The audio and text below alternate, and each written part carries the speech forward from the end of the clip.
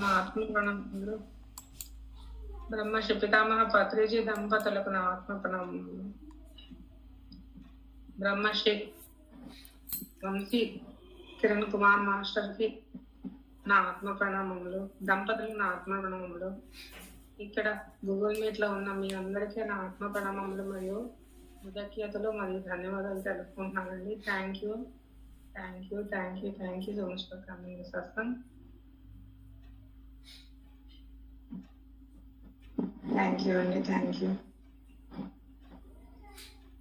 మనం స్నేహం గురించి చెప్పుకోవాలంటే దాని నిర్వచనం లేదండి ఫ్రెండ్స్. ఏదైనా సార్ ఏంటంటే మన మిత్రత్వంగా తీసుకోమని చెప్పారు. అంటే ఏదైనా మనము భూమి మీద జీవించడానికి వచ్చాము, అత్యంత విలువైనది ప్రతిదీని. ఏదైనా మనము బంధాల్లో ఉన్న వాళ్ళైనా ఎవరైనా సరే మిత్రత్వంగా తీసుకోండి. మన బంధాల్లో అత్త మామ భార్య బంధంలో ఎవరైనా అమ్మ పిల్లలు ఎవరైనా ఒక ఆత్మగా ఫీల్ అవ్వండి. ఆత్మని మిత్రత్వంతో స్వీకరించండి అనేది తీసుకోండి. ఆ భూమి మీద జీవించడానికి అత్యంత విలువైన స్నేహము ప్రతి జీవితంలో మనం చేసినప్పుడు ఆ వాసన అనేది ప్రకృతి మనకు తెలియజేస్తుంది. అంటే మన పిల్లలతోని, మన అమ్మ నాన్నలతోని, మన అత్తమామలతోని ఎవరితోనైనా స్నేహంగానే ఉండాలి. స్నేహంగా ఉన్నప్పుడు ఎట్లా ఉంటది? అరే ఒరే అన్నట్టు ఉంటది లేదా? కొట్టుకుంటాం, అరే ఇది ఎట్లా ఉంది, అది ఎట్లా ఉంది, బాగా మాట్లాడుకుంటాం. వాళ్ళతో షేర్ చేసుకున్నట్టుగా వేరే వాళ్ళతో ఎవరితో షేర్ చేసుకోలేం కూడా ఏమైనా సరే. స్నేహం అంటే వేరే ఆ ద్వారా వచ్చిన పరిమళం మీరు అనుభవిస్తున్న ఈ జీవితం. పురాణాల్లో చూసుకుంటే అత్యంత స్నేహం ఎవరు అనుకుంటాము? దుర్యోధనుడు కర్ణుడు అనుకుంటాము. కానీ అసలైన స్నేహ సుగంధం శిబి చక్రవర్తిది అన్నమాట.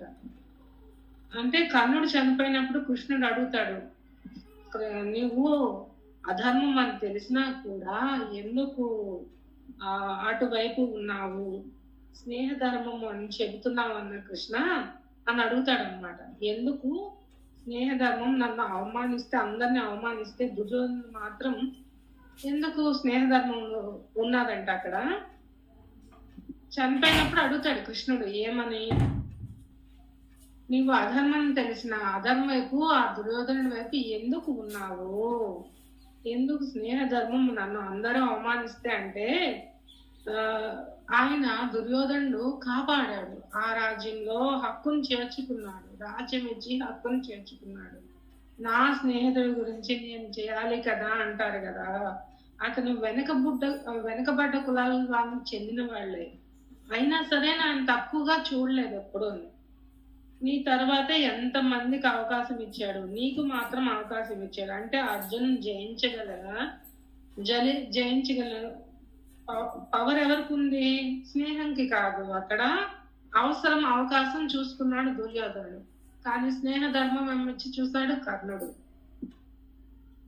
అంటే ఫలాపేక్ష లేకుండా ఆయన స్నేహం చేశాడు. అంటే వెనుకబడ్డ కులాల్లో ఉన్న హక్కును చేర్చుకున్నాడని ఆయనని ఆ స్నేహ సుగంధంతో ముందుకు వెళ్ళారు. ఇలాగే కొంతమంది ఏంటంటే బుక్స్ ని స్నేహితులుగా చేసుకుంటారు, కొంతమంది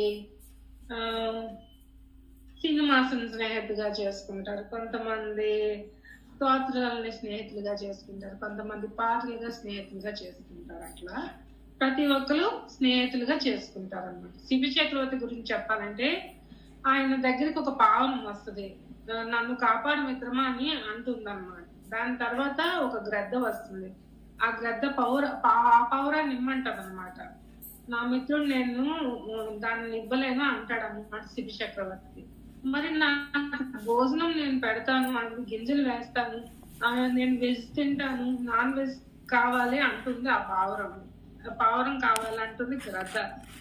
అయితే పావురం మాంసం ఎంత ఉంటుందో అంత నా తొడ నుంచి తీసుకో అంటారు శిబి చక్రవర్తి. ఆ శిబి చక్రవర్తి మిత్రత్వాన్ని గౌరవించారు. కానీ గ్రద్దను చంపేయచ్చు, కానీ నరకలేదు. ఏం మేడం, సత్యవతి మేడం గారు? మేడం రమణమ్మ అంట అది వీడియో కాల్ కనిపిస్తుంది, మిమ్మల్ని చూద్దామంటే కానీ దృష్టి మొత్తం అటుపోతుంది, ఏదో కదలికలాగా. అది కొంచెం ఆఫ్ చేస్తే బాగుంటుంది. ఓకే, థ్యాంక్ యూ ఓకే చెప్పండి madam. Okay madam, thank you madam, thank you.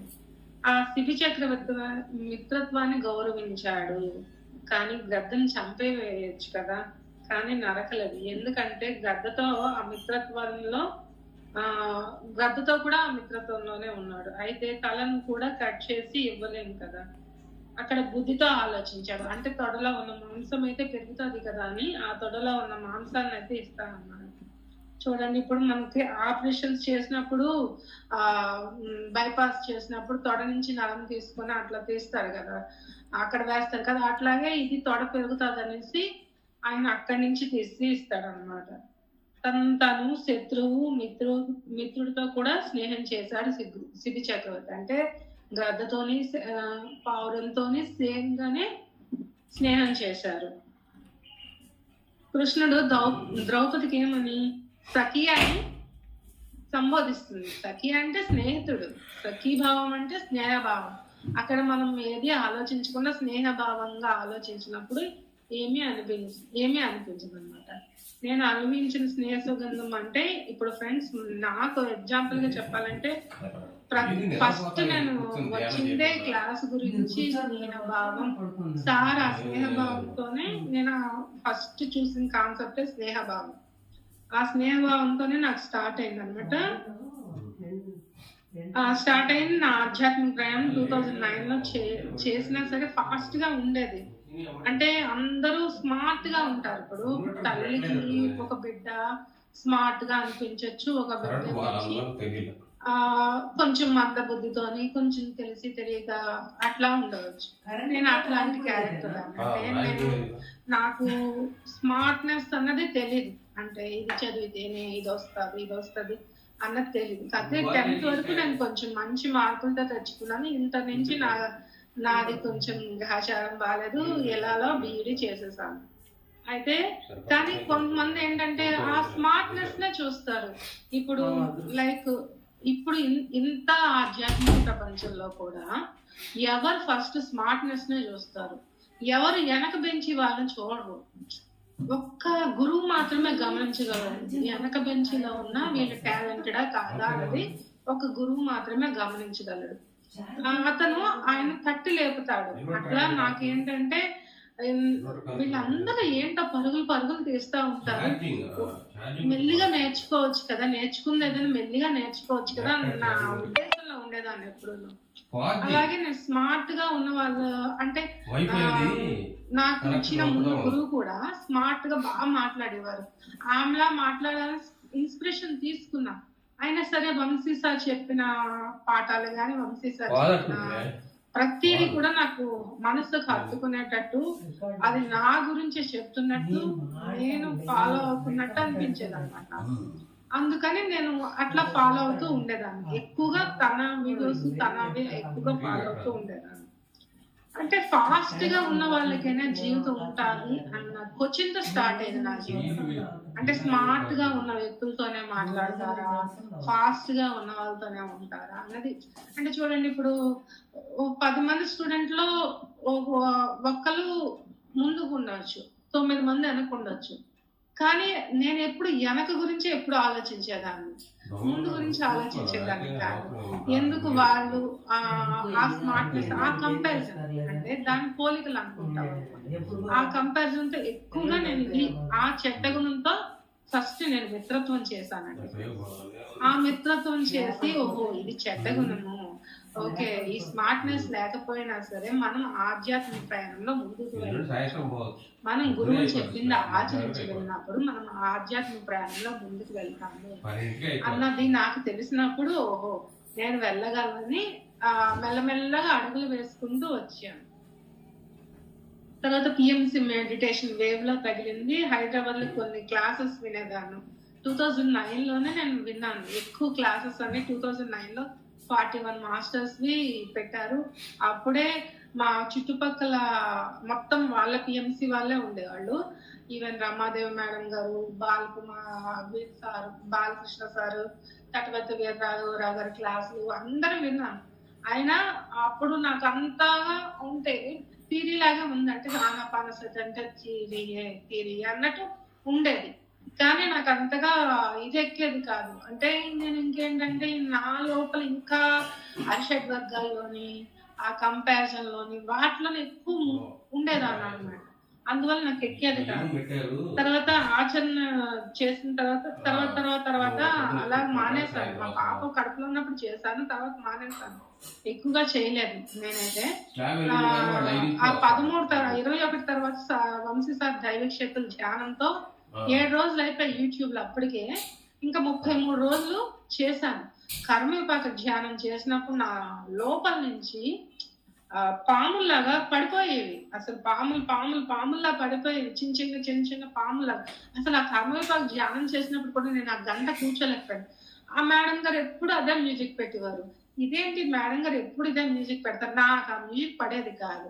ఆ తర్వాత ఇప్పుడు ఆ మ్యూజికే పెట్టుకోవాలనిపిస్తుంది. అట్లా మొదట్లో ఎన్నో చెడ్డ భావనలు, చెడు ఆలోచనలు, అంటే కంపారిజన్లతోని, ఈ మార్పు చేర్పులతోని, ఈ ముందు వీళ్ళకి అంటే వీళ్ళకే ఎక్కువ ప్రయారిటీ ఇస్తారు, నాకు ప్రయారిటీ ఇవ్వరు, వీళ్ళతోనే ఎక్కువ స్మార్ట్ గా ఉండే వాళ్ళతోనే మాట్లాడతారు, నాతో మాట్లాడరు అన్న భావనలతో ఎక్కువ ఉండేదాన్ని.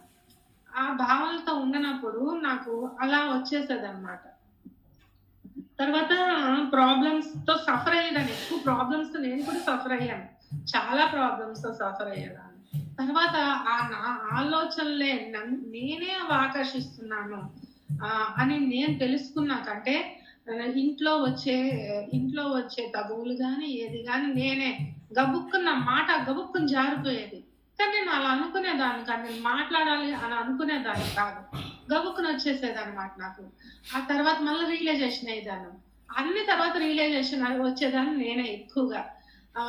కానీ ఆ రోజంతా బాధపడేదాన్ని, అంటే ఆ సిచ్యువేషన్ లో నేను అలా అనుకోలేదు కదా అని బాధపడేదాన్ని. నేనైతే బాధపడి ఇది కారణము, ఇది కార్యము, ఓహో నేను నా వల్లే కదా ఇది వస్తుంది, నేను మాట్లాడడం వల్ల ఇప్పుడు నా హృదయంలోని ప్రేమ భావన లేదు, నా మాటల్లోని ఆ భావన వల్ల, ఆ ప్రేమ భావం లేకపోవడం వల్ల అది యాంటీగా వచ్చేది. ఇప్పుడు నువ్వు మంచిదానం అంటే నువ్వు మంచిదానం కాదు అన్నది వచ్చేసేది. వచ్చినప్పుడు నేను చాలా సఫర్ అయ్యేదాన్ని. అంటే నాలోనే ఉంది, నాలో నుంచే మార్పు రావాలని నిన్న మొన్నటి వరకు నాకు తెలియదు, అంటే ఒక గత 7 నెలల ముందు వరకు తెలియదు. ఆ చెడభావాల నుంచి నేను మిత్రత్వం సాధించి మంచి భావాల వైపు ప్రయాణించాను. ఫస్ట్ నా మిత్రత్వంలో అది ఫస్ట్ నాకు టార్గెట్ అయింది. నెక్స్ట్ ఏంటంటే అన్ని ఫాలో చేసేదాన్ని, ఫాలో చేసినా సరే నాకు నచ్చేది కాదు. మళ్ళీ వంశీ సార్ వీడియో పెట్టుకొని మళ్ళీ వంశీ సార్ వింటేనే ఓహో నేను ఇందులో కూరుకుపోయానని మళ్ళా లేచేదాన్ని అన్నట్టు. ప్రతిరోజు అలాగే ఉండేది మనకి. అంటే నాకు డే స్టార్ట్ అయిన నుంచి ఏదో కోల్పోయాను అనుకునేదాన్ని. ఏది కోల్పోయాను అనే దాన్ని అది నేను అనుభవించలేకపోయేదాన్ని. ఆ కోల్పోయిన తర్వాత రియలైజేషన్ వచ్చేది, అంటే నా హృదయం సరిగ్గా లేదు. అప్పుడు హృదయంతో పెంచుకున్నాను అనమాట, హృదయంలో మంచి భావనలను తెచ్చుకున్నాను. అట్లాగే మనం ఫస్ట్ స్నేహం చేసేది చెడ్డ భావనలతోనే స్నేహం చేయాలి. మనం ఫస్ట్ రూల్ ఏంటంటే మన చెడు భావాలు ఏమున్నాయి వాటిని మంచి భావాలుగా మార్చుకునేందుకు మనం ఏం చేయాలని ఫస్ట్ రూల్. సెకండ్ రూల్ ఏంటంటే మన బంధంలో ఉన్న వాళ్ళు మనకి ఎప్పుడు తిరస్కరణ, వీళ్ళు ఇంతేలే వాళ్ళు ఇంతేలే అనుకుంటారు కదా, వీళ్ళు ఏం చేయలేరు వాళ్ళు ఏం చేయలేరు అనుకుంటారు, వాళ్ళని ప్రేమించాలి. మనం ఎవరైతే శత్రువుగా భావిస్తున్నామో వాళ్ళని మిత్రత్వంగా స్వీకరించాలి.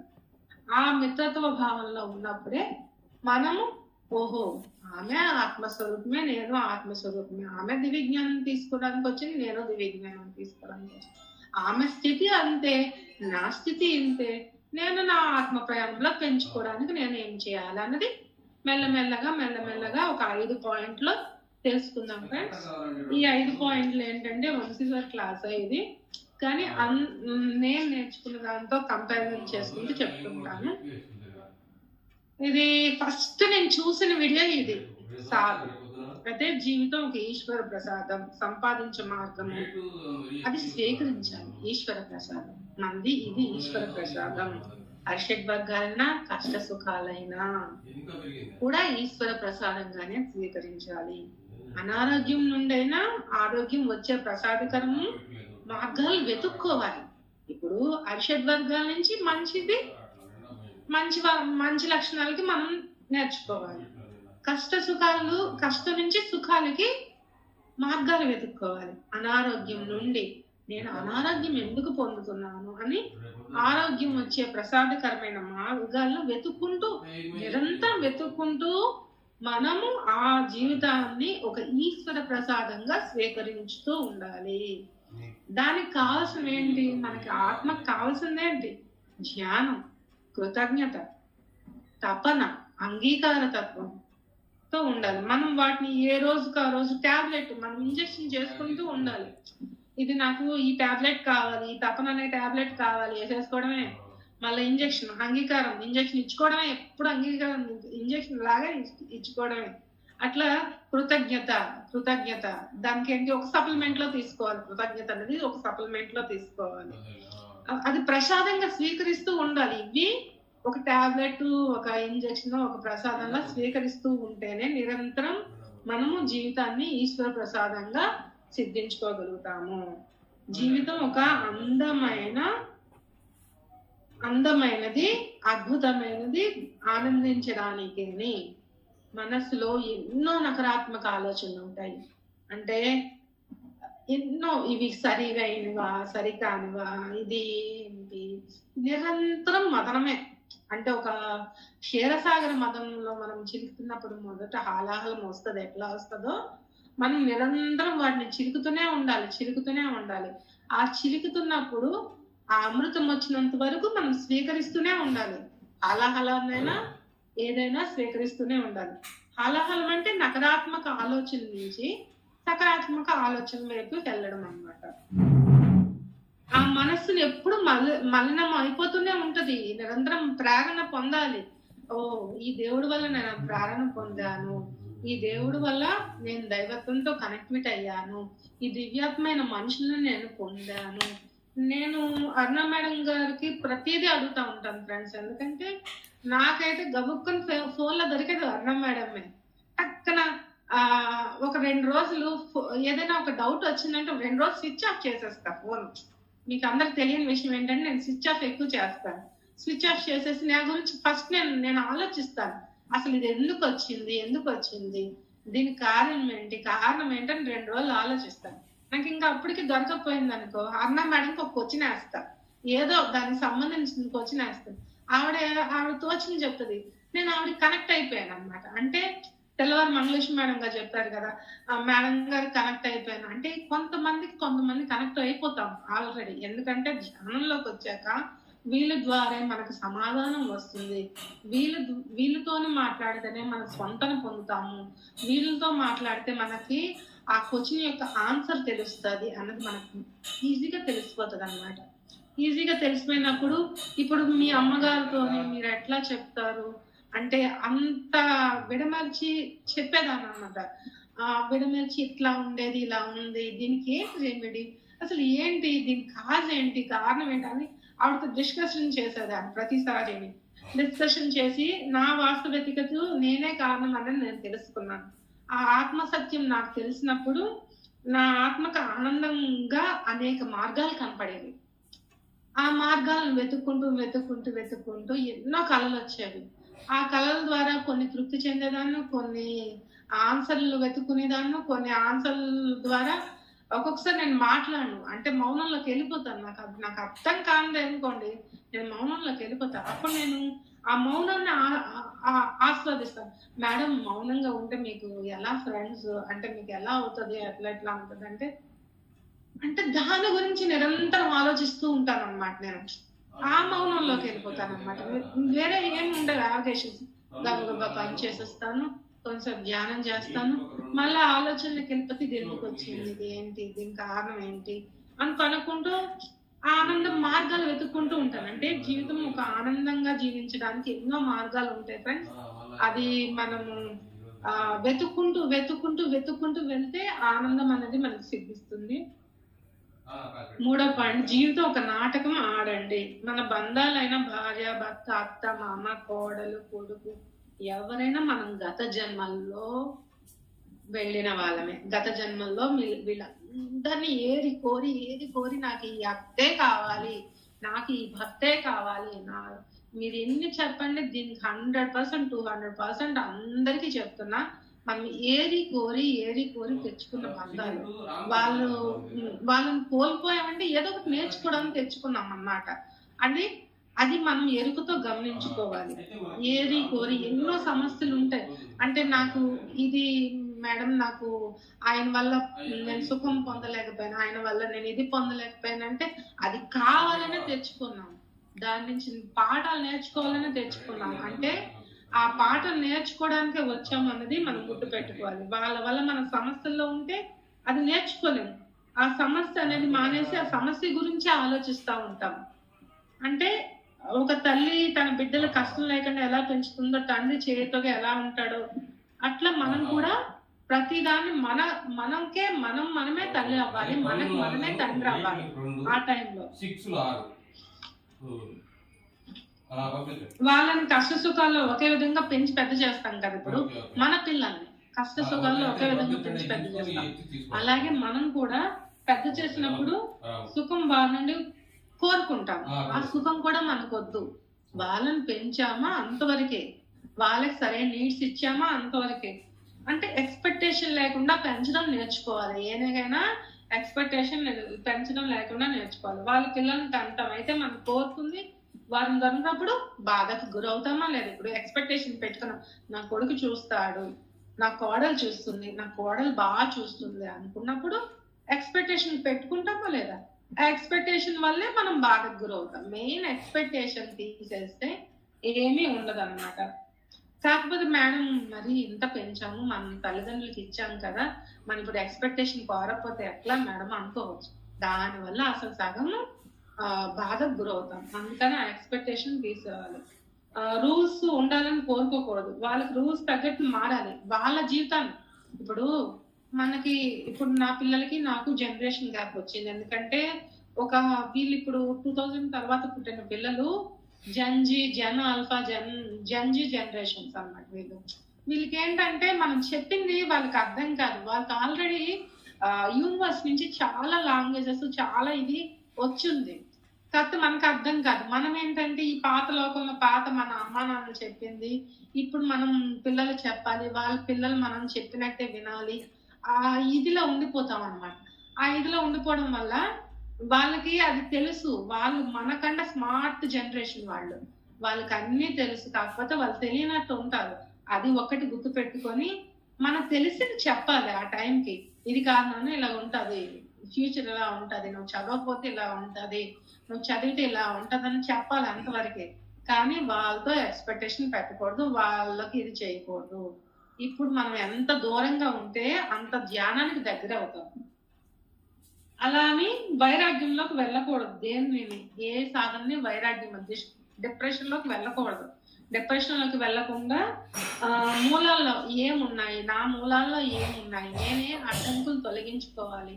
నేను ఏ అడ్డంకులు తొలగించుకుంటే ఇప్పుడు నా చుట్టుపక్కల ఉన్న వాళ్ళకి స్నేహంతో నేను ఏ విధంగా దగ్గర అవ్వగలను అన్నది మీరు క్వశ్చన్ ఎవరికి వాళ్ళు వేసుకోవాలి. అంటే నా లెవెల్లో నేను వేసుకోవాలి, వేరే లెవెల్ వాళ్ళలో వేరే వాళ్ళు వేసుకోవాలి. ఇప్పుడు పువ్వు ఉందండి, మల్లెపువ్వు వాసన వస్తుంది. ఆ మల్లెపువ్వు వాసన వస్తుందని ఎలా తెలుస్తుంది మనకి? Smell, fragrance. అలాగే మనం దివ్యత్వంలో ఉంటేనే మన ఆ దివ్యత్వ లక్షణాలని మనం ఆకర్షించగలుగుతాం. అంటే ఇదంతా ఒకటి. మనం దేనికి వచ్చాము? దివ్యత్వం పొందడానికే వచ్చాము. ఆ దివ్యత్వం పొందాలంటే ఇవన్నిటికీ దూరంగా ఉండాలి. తామరాకు మీద నీటి బొట్టులా ఉండాలి, అంటి ముట్టినట్టు ఉండాలి. అంటే తినడానికి తిండి ఉంటది కదా ఫ్రెండ్స్, ఓకే. కట్టుకోవడానికి బట్టలు ఉంటాయి, ఓకే. ఇంకెందుకు ఎక్స్పెక్టేషన్? దేనికి ఎక్స్పెక్టేషన్ చెప్పండి? అంతవరకు మనం తీసుకోవాలి. కొంత డబ్బులు, నేను ఎప్పుడు చెప్తుంటాను, కొంత డబ్బులు వెనక పెట్టుకుంటూ ఉండండి. ఒక 5 రూపాయలు 10 రూపాయలు. ఒక సినిమాలో చూసాను, రాధిక ఏమొచ్చి అలా అలా అలా బెడ్డి వ్యాపారం చేసి చేసి చేసి 300 కోట్లు, ఇంత తులాలు బంగారం పిల్లలకి ఇస్తుంది.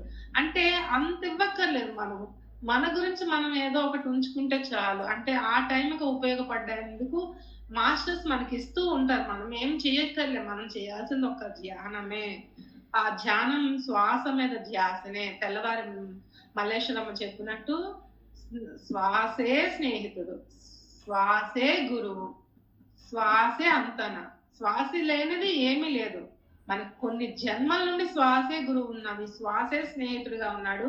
మనకు రాబోయే జన్మలు కూడా శ్వాసే స్నేహితుడిగా ఉంటాడు. ఇంకెవ్వరు అంత స్నేహితులుగా ఎవరు ఉండరు.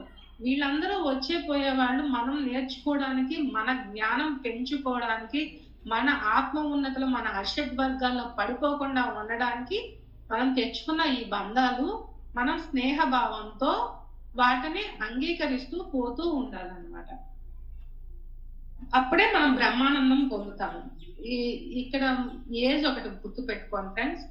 ఏజ్ ఎవ్వరికి ఎక్కువ కాదు. 30 అయినా అవ్వచ్చు, 40 అయినా అవ్వచ్చు, 50 అయినా అవ్వచ్చు, 60 అయినా అవ్వచ్చు. ఆత్మజ్ఞానం నేర్చుకోవడానికి ఏజ్ లిమిట్ అనేది లేదు. 20 అయినా నేర్చుకోవచ్చు. ఆత్మజ్ఞానం అనేది చిన్నపిల్లల దగ్గర నుంచి పెద్ద ముసలాల వాళ్ళ వరకు నేర్చుకోవచ్చు. అందువల్ల ఆత్మజ్ఞానం నేర్చుకోవడానికి, అందుకోవడానికి కరెక్ట్ ఏజ్ అని ఎవరు ఇది చెప్పలేదు. ఈ క్షణం ఈ రోజు స్టార్ట్ చేసిన ఆత్మ ప్రయాణం, ఇప్పుడు స్టార్ట్ చేసిన 10 మందికి మనం సహాయం అయ్యేటట్లే రెడీ అవ్వాలి. నేను వేసిన మొదటి అడుగు 10 మంది సహాయం అయ్యేటట్లు అవ్వాలన్నదే నేను మొదట రెడీ అవ్వాలన్నదే నేను టార్గెట్ పెట్టుకున్నాను. అంటే అది ఎవ్వరికైనా ఎలా అయినా, నేను నిద్రలో లేపినా నేను సహాయం చేయమంటే చేస్తా అన్న ఇది రావాలి నాకు. అంటే సహాయం అంటే నాకు నేను చేసుకునే కళ్యాణం. ఆ కళ్యాణంలో ధ్యానంలో సాధించాలి. ఎలా సాధించాలి? మనం నిరంతరం ధ్యాన సాధనతో చేస్తూ నిరంతరం నీ జీవితం కళ్యాణమయంగా చేసుకోవాలి. ఆ రాముడికి నిరంతరం కళ్యాణం చేస్తారు కదా, ఆ వెంకటేశ్వర స్వామికి. నిరంతరం మనం ఆ కళ్యాణంలా చేసుకోవాలి మన జీవితాన్ని. ఆ కళ్యాణం ఎలా ఉంటుంది చెప్పండి? ఎంత ఆనందంగా ఉంటుంది, ఎంత బ్రహ్మానందంగా ఉంటుంది, ఎంత పరమానంద స్థితిలో ఉంటుంది. ఆ స్థితిని మనం పొందడానికి మనము నిరంతరం ఆ కళ్యాణ స్థితిలో ఉన్న ధ్యానంలో ఉన్నాం. ఆ ఆంజనేయ స్వామి అనుకోండి, ఆ వెంకటేశ్వర స్వామి అనే ఆ దివ్యాత్మతో కనెక్ట్ పెంచుకోవాలి. మీకు ఎవరెవరు, సాయిబాబా అయితే సాయిబాబా, దత్తాత్రేయుడు అయితే దత్తాత్రేయుడు, సుబ్రహ్మణ్య స్వామి అయితే సుబ్రహ్మణ్య స్వామి, అమ్మ దుర్గాదేవి అయితే దుర్గాదేవి, లలితాదేవి అయితే లలితాదేవి, ఈశ్వరుడు అయితే ఈశ్వరుడు. వీళ్ళందరే కాదు, నాకు విశ్వాత్మే అనుకుంటే ఆ విశ్వాత్మతోనే పెట్టుకోండి. ఏదున్నా విశ్వాత్మకే చెప్పుకోండి. ధ్యానంలో కూర్చొని ప్రశాంత చిత్తంతో కూర్చొని నేను నా శాస్త్రజ్ఞుడితో మాట్లాడుతున్నాను అని ఆ శాస్త్రజ్ఞుడిని పిలుచుకోండి. ఆ శాస్త్రజ్ఞుడు ఎవడు? శాస్త్రజ్ఞ విభాగంలో ఉంటుంది కదా, నా ప్రకృతి గుణాలు ఏమున్నాయి చూపించండి మాస్టర్స్ అని అడిగినప్పుడు, మనం ప్రకృతిలో ఉన్న నా గుణాలను చూపించినప్పుడు, నేను ఈ గుణంలో ఉన్నాను అని మాస్టర్స్ చెప్పినప్పుడు, మాస్టర్స్ మనకి కళల రూపంలో అది అందించినప్పుడు, ఆ కళల ద్వారా మనం జ్ఞానం పొందినప్పుడు మళ్ళీ అటువైపు వెళ్ళలేము. మనం ఆ గుణం వైపు వెళ్ళలేము. ఓహో, దీనివల్ల ఈ డిఫాల్ట్స్ ఉంటాయి కదా. ఇప్పుడు ప్రతిదానికి కంపారిజన్ వచ్చింది అనుకోండి, అయితే సో వాట్, వాళ్ళకు ఉంటే ఏముంది, నాకు లేకపోతే ఏముంది, అయితే సో వాట్ అనుకుంటూ ఉండాలి. ఏమీ ముఖ్యం కాదు, ఏది శాశ్వతం కాదు. మన ఆత్మలో ఆత్మ ప్రయాణం అనేదే శాశ్వతము. మిగతావేమి శాశ్వతం కాదు. అవి వచ్చి పోతూ ఉంటాయి, వెళ్ళి పోతూ ఉంటాయి. మనకు కావాల్సింది ఆత్మజ్ఞానం అనేది. అది 20, 30, 40 ఏజ్తో లిమిట్ లేదు, ఏజ్తో ఇది లేదు. ప్రతి ఒక్కరు ఆత్మజ్ఞానం నేర్చుకోవడానికే వచ్చారు, ప్రతి ఒక్కరు చెప్పడానికే వచ్చారు, ప్రతి ఒక్కరు వినడానికే వచ్చారు. వింటూ నేర్చుకుంటూ దీని మీద ఉండాలి. అంటే నేను ఎప్పుడు కనీసం నేను కూడా ఎక్కువగా బుక్స్ చదవను ఫ్రెండ్స్. నాకు బుక్స్ చదవాలంటే కొంచెం బద్ధకమే అనుకోండి, ఏదైనా అనుకోండి. కానీ వినడం మాత్రం బాగా వింటాను, రాయడం మాత్రం రాస్తాను అన్నమాట. విన్నప్పుడు బాగా మీరు ఏదైనా ఒక చెప్పారనుకోండి, మొత్తం 10 పాయింట్లకి 1 పాయింటే నేను తీసుకుంటాను అనమాట. ఆ 1 పాయింట్ ద్వారానే నేను ముందుకెళ్తా. మిగతా 9 పాయింట్లు నాకు అనవసరం. నేను అసలు అనవసరం వాటి గురించి నేను అసలు జోలికి కూడా పోను. ఎందుకంటే నాకు అవి రావు. అవి రానప్పుడు నేను వదిలేయడం బెటర్ అని నేను వదిలేస్తాను అనమాట.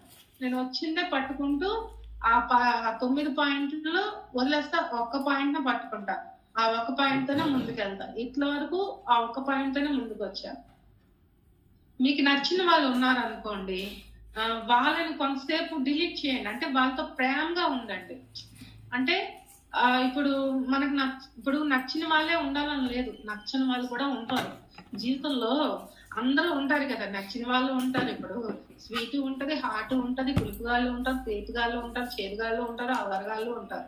మనకి ఎవరు ఉప్పులా తీసుకోవాలన్నమాట. ఉప్పు ఎంత అవసరమైతే వేసుకుంటే, ఎక్కువ వేస్తే కసిం అయిపోతుంది, తినలేము. అదే కొంచెం వేస్తే అసలు తినలేము. ఎంత కావాలో అంత తీసుకోవాలి. మనకి మన జీవితంలో వాళ్ళ ద్వారా ఎంత అవసరమో అంతే తీసుకోవాలి, మిగతాది ఏం తీసుకోకూడదు. అలాగే ఇది గేమ్, మన జీవితం ఒక గేమ్ అనుకోవాలి. ఇది డిజైన్ ప్రకారమే వచ్చాం అనుకోవాలి. కానీ మర్చిపోయి బంధాల్లో బాధ గురవుతూ ఆత్మకు దగ్గర అవ్వడం. ఫస్ట్ లో నాకు సెల్ వచ్చిన కొత్తలో ఏంటంటే శాండీ క్రష్ పిల్లల గేమ్ ఆడుకునేదాన్ని.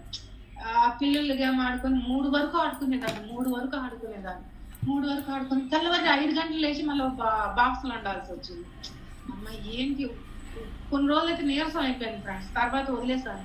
అమ్మ ఈ గేమ్ వల్ల వదిలేసాను. అసలు సెల్ పట్టుకునేదాన్ని కాదు. తర్వాత నెక్స్ట్ ఫేస్బుక్ లోని ప్రతిదీ స్క్రీన్ షాట్లు తీసుకోవడం, పెట్టుకోవడం. మంగళేష్ మేడం గారు రోజు ఎట్లా పెడతారో అట్లా పెట్టేదాన్ని. నేను కూడా నేర్చుకునేదాన్ని, బాగా నేర్చుకునేదాన్ని. మంగళేష్ మేడం గారివి నా కొటేషన్స్ అన్ని నచ్చుతాయి. అసలు ఫస్ట్ నేను ఫిదా అయింది తన. ఆ కొటేషన్స్ చూస్తే ఇవి ఎంత జ్ఞానం ఉందబ్బా, నాకు ఇందులో ఈ 1% కూడా లేదనుకునేదాన్ని అనమాట. అట్లా ఆమెను చూసి ఇన్స్పైర్ అయినా. అంటే ప్రతి ఒక్కరి దగ్గర ఇక్కడ ప్రతి ఒక్కళ్ళను ఒక్కొక్క పాయింట్ తీసుకొని ఇన్స్పైర్ అయ్యాను. మాట్లాడకపోతే మల్లేశ్వరమ్మని స్వరాజ్యాన్ని చూసి ఇలా మాట్లాడాలా, ఇట్లా మాట్లాడాలి. నేను మాట్లాడడం నాకు వచ్చేది కాదు. మాట్లాడడం అంటే కొంత మాట్లాడేదాను, కొంత ఏంటంటే భయం వేసేది. ప్రతిదానికి మాట్లాడితే మళ్ళీ చూడండి, నేను ఎప్పుడు హృదయం నుంచి మాట్లాడలేదు కదా, ఎప్పుడు దెబ్బలు ఆ మాటల వల్లే తీసుకునేదాన్ని. అందుకని మాట్లాడడానికి భయం వేసేది. మధురంగానా హృదయంతో మాట్లాడితే అట్లా మాట్లాడవచ్చా అనుకొని అప్పటి నుంచి మాట్లాడడం మెల్లమెల్లగా స్టార్ట్ చేశాను అన్నమాట. ఇప్పటికీ కొంచెం మాట్లాడాలంటే భయమే, కానీ మాట్లాడతా కొంచెం. అయినా సరే నేను ముందే చెప్పేస్తాను, నేను భగవంతునితో మాట్లాడుతున్నాను. మీలో ఎవరు ఫోన్ చేసినా ఆ భగవంతునితోనే మాట్లాడుతున్నాను. నాయన తండ్రి భగవంతునితో ఎలా మాట్లాడాలో అట్లా చెయ్యు అని ముందే చెప్పుకుంటా. ఆ మనసుకు నేను చెప్పుకున్నప్పుడు వీళ్ళందరూ భగవత్ స్వరూపులు కదా, అప్పుడు నోటి మాట కొంచెం ఎరుకులోకి వస్తుంది అనమాట. అట్లా ఎరుకులోకి వచ్చేది. చావు అంచుల వరకు వెళ్ళిన వాళ్ళు కూడా మనసు దగ్గరైనా చచ్చిపోయినప్పుడు అది మనకు అర్థమవుతుంది. చావు అంచుల వరకు వెళ్ళిన వాళ్ళకి తెలుస్తుంది. అంటే ఎట్లా ఉంటదంటే, చావు అంచుల వరకు ఒక్కొక్కసారి చచ్చిపోదామా అనే ఫీల్ లో ఉండే కదా. నేనైతే ఒక 13 సంవత్సరాల కిందట అట్లానే ఉండేదాన్ని నేనైతే. ఎందుకంటే అంత డిప్రెషన్ లో ఉండేదాన్ని, అంత లోన్లీనెస్ లో ఉండేదాన్ని. ఆ లోన్లీనెస్ అంటే ఎంత లోన్లీనెస్ అంటే నేను ఎవరిని యాక్సెప్ట్ చేయలేదు. అంటే మా బంధువర్గాన్ని కానీ, మా అమ్మా నాన్నలు కానీ, నా వాళ్ళని కానీ, మా ఆయన్ని కానీ, మా పిల్లల్ని కానీ, వీళ్ళందరూ ఇంతేని, వీళ్ళు ఎవరికి అదే చెప్పాను కదా, సుపీరియారిటీ. వాళ్ళకి నచ్చిన స్మార్ట్నెస్ ఉన్న వాళ్ళని ఇచ్చేస్తారు, స్మార్ట్నెస్ లేని వాళ్ళని ఇచ్చేయరు ఈ లోకం అన్న భ్రమంలో ఉండేదాన్ని అనమాట. అందుకని నాకు ఎవ్వరు అంత డిప్రెషన్ కూడా 2 సార్లు వెళ్ళా. 2 సార్లు వెళ్ళినప్పుడు కూడా నాకు అంతగా అనిపించింది. లాస్ట్ కి సార్కి 2022లో నేను కోచింగ్ చేస్తాను. సార్ లోన్లీనెస్ పోవాలంటే ఏం చేయాలి సార్, నాకు ఈ లోన్లీనెస్ పోవట్లేదు అని ఒక జూమ్ లో నేను కెమెరా ఆన్ చేసుకునేదాన్ని కాదు. ఫస్ట్ లో కెమెరా కూడా ఆన్ చేసుకునేదాన్ని కాదు. లోన్లీనెస్ పోవాలంటే ఏం చేయాలని అడిగాను. లోన్లీనెస్ పోవాలంటే ఏం చేయాలన్నప్పుడు నీతో నువ్వు గడుపు అని, నువ్వుతో ధ్యానం చేసుకోవచ్చు కదా, ఆ సమయాన్ని ధ్యానం చేసుకోవచ్చు కదా అనేసాను.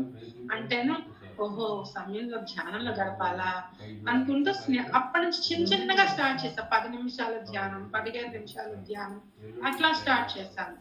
తర్వాత 2-3 సార్లు సార్కి ఎన్నెన్నో కోచింగ్ వేసి, నేను ప్రతిసారి ఎప్పుడు కోచింగ్ వేసేదాన్ని. ఎవరికైనా నాకు ఎప్పుడు కోచింగ్ వచ్చేదాన్ని. అన్ని కోచింగ్లు అంటే మరి నేనేం చేయలేను. అదొక డైరీ రాస్తున్నాను. ఎప్పుడైనా ఆ కోచింగ్లు అన్ని గురించి ఒకసారి చెప్తాను. అయితే లాస్ట్ కి ఓహో ఇది నేను ఆత్మ ప్రణాళికలో భాగంగా తెచ్చుకున్నానా, ఓకే నేను నేర్చుకోవడానికి వచ్చాను అని అప్పటి నుంచి నాకు డిప్రెషన్ భావనలు ఉండేవి కాదు. మొన్నటి వరకు ఉన్నాయి. నేను ఏమి మన ఝాన్సీ అమ్మ క్లాసు ముందు ఝాన్సీ అమ్మ క్లాసు జీవన్ముక్తుడు ఇచ్చినంత వరకు నేను ఎక్కువగా ధ్యానమే చేసేదాన్ని ఫ్రెండ్స్. మీరు గ్రూప్ లో ఉండేదాన్ని, వినేదాన్ని, ధ్యానంలోకి వెళ్ళిపోయేదాన్ని. ధ్యానంలో చేసి చేసి చేసి ఓహో దీనికి ఇది కారణం, దీనికి ఇది కారణం అని ధ్యానంలోనే తెలుసుకున్నాను. నిన్న కూడా మా బాబుకి ఏదో లైఫ్ లో చిన్న ఇది వచ్చిందనమాట. దానికి ధ్యానంలో అడిగితే వెంటనే మాస్టర్స్ నాకు వెంటనే మెసేజ్ రూపంలో చూపించారు. అట్లా వెంటనే చూపించడానికి కారణం ధ్యానమే ఫ్రెండ్స్. నేను ఇన్నాళ్ళు చేసిన ధ్యానమే నన్ను కాపాడింది. కానీ ధర్మంలో ఉంటూ దేవాతీత స్థితికి మోహంకి వెళ్తూ ఉండేదాన్ని. కొన్ని సందర్భాల్లో మోహం అంటే జయవర్తుడు జింక మీద మోహం మీద 3 జన్మలు తీసుకున్నట్టు నేను మోహంలోకి అప్పుడప్పుడు వెళ్ళిపోయేదాన్ని. అప్పుడు మోహంలోకి వెళ్ళిపోయినప్పుడు నాకేం మెసేజ్ వచ్చిందంటే రాముడైనా శివుడైనా ఈవెన్ కృష్ణుడైనా ఒకలే, కాకపోతే నాయన శివయ్య చూసుకోవయ్యా, నాయన కృష్ణయ్య చూసుకోవయ్యా, నాయన రామయ్య చూసుకోవయ్యా అని వదిలేసేదాన్ని. వదిలేసి నా పని నేను చేసుకునేదాన్ని. అట్లా ఆ దివ్యాత్మలతో స్నేహం చేస్తూ జీవితం ఒక కర్తవ్యంగా నిర్వహించడానికే తెచ్చుకున్నాను. ఆటలాడటము, ఆనందించడము ఒక కర్తవ్యము కాదు. ఆ కర్తవ్యం ఏంటి? పిల్లల్ని పెంచుతూ ధర్మంగా ఉండాలి అది చెప్తూ. అంటే పిల్లలంటే విశ్వంలో ప్రతి ఒక్కరు పిల్లలే, నా పిల్లలే. వేరే అంటే మాతృత్వం, దివ్య మాతృత్వంలో ఉండేదాన్ని. ఆ ఆత్మపరంగా ఉన్నప్పుడు చేసిన మరణ సమయంలో నీకు భయం అంటే ఆ దివ్య మాతృత్వం చేస్తే ఏంటవుతుంది? ప్రకృతి నీ కోసం పనిచేస్తుంది. ఒక్కరిగా కాదు, సామూహికంగా మనం అందరం ఉండాలి. అదే కర్తవ్యం దైవమాందికం. మనకి చెప్తారు కదా ఏది సుప్రభాతంలో, కర్తవ్యం దైవమాందికం అంటే మనము ఒక్కలం కాదు, సమూహంగా వచ్చాము, నేర్చుకోవడానికి వచ్చాము. ఆ సమూహంతో కూడి మనం నేర్చుకోవాలి, ఆ సజ్జన సాంగత్యంతో కూడి నేర్చుకోవాలి అన్నది ఆ కర్తవ్యం దైవమాందికంగా తీసుకున్నప్పుడు ఇంకా మనం భవసాగరాన్ని అంటే మన ముందున్న సంసారాన్ని ఈదడానికి ఒక నావ దొరికినట్టే ఫ్రెండ్స్. అది ఎలా అవుతుంది? జీవితం స్నేహ సాగరంగా చేస్తేనే స్నేహం చేయాలి. స్నేహం అంటే మధురమైన భక్తిభావం. కృష్ణుడు ఎలా చేశారు? మీరాబాయితోని మధురమైన భక్తిభావంతో చేశారు. ఆ మధురమైన స్మృతి రావాలి, ఆ మధురమైన క్షణాలు రావాలి, ఆ దివ్యత్వపు మధురమైన లక్షణాలు మనం కలిగి ఉండాలి. అది అవగాహనతో కూడితేనే వస్తుంది, మరి దేనితో రాదు. నీ గుణాల్లో అవగాహన చేసుకోవాలంటే ప్రతి భార్యలోని పురుషుల్లోని ఎప్పుడు అంతగా బాధ్యతలు పట్టించుకోరు. పురుషులైతే అంత బాధ్యతలు పట్టించుకోలేదు కదా, స్త్రీ అయితే పట్టించుకుంటది. అట్లాగే మనలోనే స్త్రీతత్వం, మనలోనే పురుషతత్వం అలవాటు చేసుకుంటూ నీ భవబంధాలను నువ్వే బాధ్యతగా వ్యవహరిస్తూ పట్టించుకోవాలి. ఎక్స్పెక్టేషన్ చేసుకోకూడదు. జీవితం ఒక పుష్పం వంటిది, అర్పించుకోవాలి. మనము ఎప్పటికప్పుడు మనలో అషడ్వర్గాల్ని, కష్ట సుఖాలని, నాయన నువ్వు ఉన్నావయ్యా, నాకు ఈ టైంకి నువ్వు చేస్తావయ్యా, హెల్ప్ చేస్తావయ్యా అన్న ఇది ఉండాలి. అప్పుడు శాశ్వతం కావు సమస్యల నుండి మనం జ్ఞానం నేర్చుకుంటాము.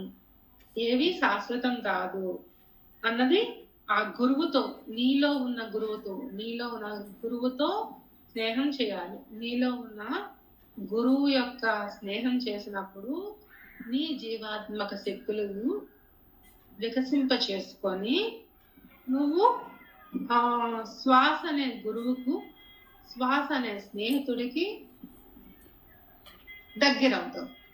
దగ్గరయ్యి నీ శరీరం, మనస్సు, ఆత్మపరంగా నువ్వు ఏం ఆలోచిస్తున్నావు, ఏం దక్కించుకోవాలి అన్నది మనకు తెలుస్తూ ఉంటుంది. సార్ అంటుంటాడు, పత్రి సార్ అయినా ఈవెన్ వంశీ సార్ అయినా my dear friends, my dear God's అని సంబోధిస్తూ ఉంటారు ఎప్పుడు.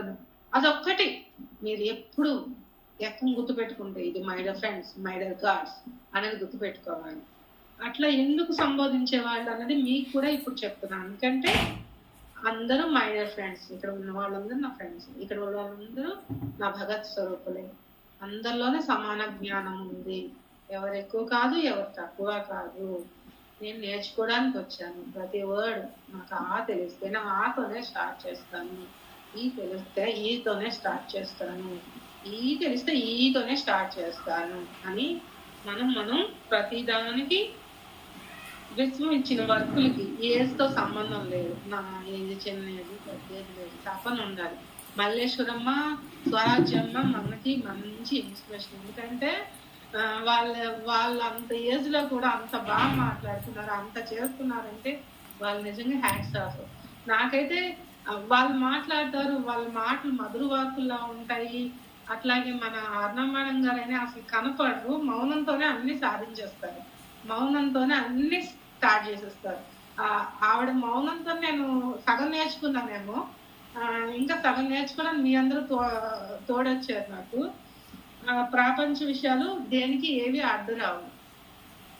ప్రతి ఒక్కరిలోని చెయ్యాలన్న తపన మాత్రం ఉండాలి, చెయ్యాలి, గురువులు అవ్వాలి. గురువులు అయితేనే మనం మన ఆత్మ ప్రయాణంలో ముందుకెళ్తాం. అంటే ఇప్పుడు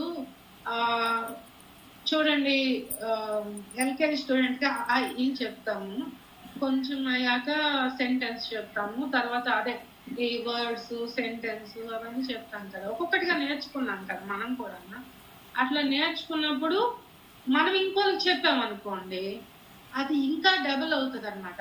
అంటే మన జ్ఞానం అనేది రెట్టింపు అవుతుంది. అంటే ఓహో ఏదైనా ఒక క్వశ్చన్ వస్తుంది, అప్పుడు ఈ క్వశ్చన్కి ఆన్సర్లు తెలుసుకోవడంలో మనం మరికొంత నేర్చుకుంటాం.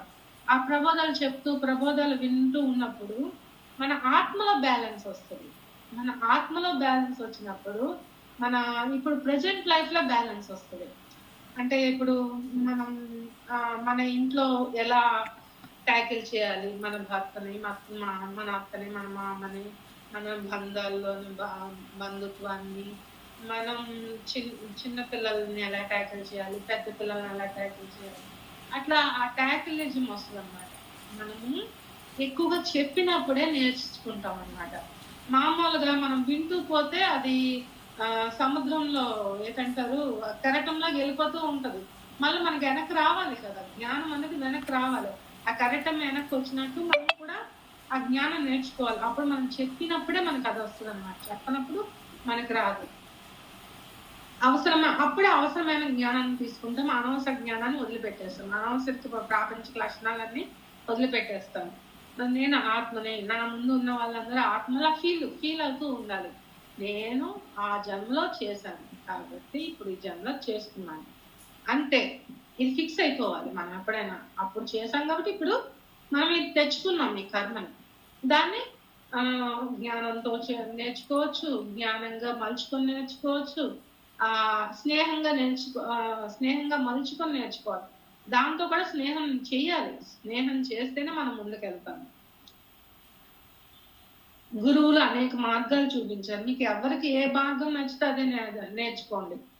ఇది వెళ్ళాలని లేదు, సార్ మార్గమే చూపించారు. కానీ ఎవరైనా మార్గమే చూపించారు. ఫ్రెండ్స్ ఏదో చేస్తారు, ఎవరో ఏదో నేను ఇప్పుడు 100 సార్లు చెప్పుకుంటాను, ఎవరో ఏదో చేస్తారని అటుపోకండి ఇటుపోకండి. మీ అంతరాత్మ ఏది చెప్తే అది చెయ్యండి. గురువులు చెప్పింది చేయండి, గురువులు చెప్పింది ఆచరించండి. వాట్సాప్ మెసేజ్లో 100 వస్తాయి రోజుకి, ఒక్కటి పట్టుకున్నా మనం ముందుకు వెళ్తాం. అట్లా ఆ గురువుని పట్టుకోండి, ఆ గురువు చెప్పింది వినండి. మన మంచి సార్ ఏమని చెప్తారంటే, మీరు ఇదండి, ఇది గైడెన్స్ అండి, ఇదండి మీ ఇష్టం అండి అంటే అర్జునుడికి మొత్తం భగవద్గీత అంతా చెప్పేస్తాడు కృష్ణ పరమాత్ముడు. ఏమని, ఇది బాబు ఆత్మ యొక్క లక్షణాలు ఇవి, ఆత్మ తాలూకు లక్షణాలు ఇవి, స్థిత ప్రజ్ఞుడి యొక్క లక్షణాలు ఇవి, స్థిత ప్రజ్ఞత కాని లక్షణాలు ఇవి. నువ్వు ధర్మంలో ఉంటే ఇలా ఉంటావు, ధర్మంలో లేకపోతే ఇలా ఉంటావు అని మొత్తం చెప్పేసి, కానీ నువ్వే నిర్ణయం మాత్రం నువ్వే తీసుకోవాలి. డెసిషన్ మాత్రం ఎవరికి వాళ్ళే తీసుకోవాలి. పక్కనున్న వాళ్ళు చెప్పినా ఆలోచించకండి. సార్ మరీ చెప్పారు, మైండ్ సెట్ లోకి, ఇతరుల మైండ్ సెట్ లోకి వెళ్ళొద్దు. మీ మైండ్ తో మీరు ఏదో ఆలోచించుకోగలిగితే అదే ఆలోచించుకోండి. గైడెన్స్ తీసుకోవడంలో తప్పు లేదు. మీకు మీరుగా ప్రతి డెసిషన్ తీసుకోవాలి. ప్రతి డెసిషన్ నిర్ణయం మీరే తీసుకోవాలి. బాధ్యత మీరే వహించాలి. అప్పుడు మనము అద్భుతంగా జీవిస్తాము అన్నది సార్ మరీ చెప్పారు. నేనైతే ప్రతి బాధపడినప్పుడల్లా ఒక పాట నేర్చుకునేదాన్ని. నాకు కథలు చదవాలన్నా ఓపుకుండేది కాదు, బుక్ చదవాలన్నా ఓపుకుండేది కాదు. సినిమాలు మాత్రం తెగ చూశాను. సినిమాలు ఏం చూసానో అడగండి, కానీ పాటలు మాత్రం బాగా విన్నాను. ఎప్పుడు ఏ పాట ఏది వచ్చినా సరే సందర్భాన్ని బట్టి ఆ పాట పాడేస్తా ఉంటాను. అంతే తప్పించి నాకు అంత జ్ఞానము తెలీదు, నేను అంత స్మార్ట్ కాదు, అలానే నేను ఎవరితోనే ఎక్కువగా మింగులు అవ్వలేదు. అంటే తామరాకు మీద నీటి గుట్టు మీదే ఉండేదాన్ని ఎప్పుడూను. కానీ నేర్చుకోవడానికి వచ్చాను అన్నది అర్థమైన తర్వాత మెల్లమెల్లగా స్టార్ట్ చేసి ఒక్కొక్క స్టెప్ వేసుకుంటా ఈ టైంకి ఇక్కడికి వచ్చానండి. అది ఫ్రెండ్స్, నేను నిజంగా మిత్రత్వం చేసింది నా చెడ్డ గుణాలతో ఫస్ట్ మిత్రత్వం చేశాను. తర్వాత ఆ చెడ్డ గుణాలని మంచి గుణాలుగా మార్చుకున్నాను. తర్వాత నా బంధాల్లో ఉన్న నెగిటివ్, అంటే నాలోనే ఆ నెగిటివ్ ఫీలింగ్ ఉన్నది, ఆ మిత్రత్వాన్ని స్వీకరించగలుగుతాను. అలాగే మన గ్రూప్ లో చూసుకుంటే మొదట్లో నాకు కూడా హేయమైన భావాలు, అమ్మాయి బాగా చెప్పేది, బాగా మాట్లాడేది, ఇలా ఉంటే బాగుండు. నేను మేడంతో అన్న మేడంతో ఎట్లా అనేదాన్ని. తర్వాత అమ్మో ఇది కాదు కదా, నేను నేర్చుకోవడానికి వచ్చాను కదా, ప్రతి ఒక్కరిది వినాలని వచ్చాను కదా, ప్రతి ఒక్కరిలోని దైవత్వం ఉంది కదా, ప్రతి ఒక్కరిలోని నేను ఇది చూడడానికే వచ్చాను కదా, నాకు ఒక్క పాయింట్ అయినా వాళ్ళు దొరకదా, ఆ ఒక్క పాయింట్ నే పట్టుకుంటాను. నేను నాకు వచ్చింది ఒక్క పాయింటే, ఆ పాయింట్ నే పట్టుకుంటానని ఇప్పటి వరకు ఆ పాయింట్ నే లాక్కుంటూ వచ్చాను ఫ్రెండ్స్. ఇది నేను నేర్చుకుంది. గురువులు అద్భుత జ్ఞానం, గురువుల కృపతోనే నేను ఇంతవరకు వచ్చాను ఫ్రెండ్స్. నాదేం లేదు, గురువుల కృప ఇంతవరకు ఉండబట్టి నేను నిలబడగలిగాను. ఎన్నో కష్టాలు నష్టాలు నాకు వచ్చాయి, ఎన్నో ఆటపోట్లు కూడా నాకు తగిలాయి. అవి కూడా మిత్రత్వంతోనే సాధించాను. ప్రతిదీ మిత్రత్వంతోనే సాధించాను.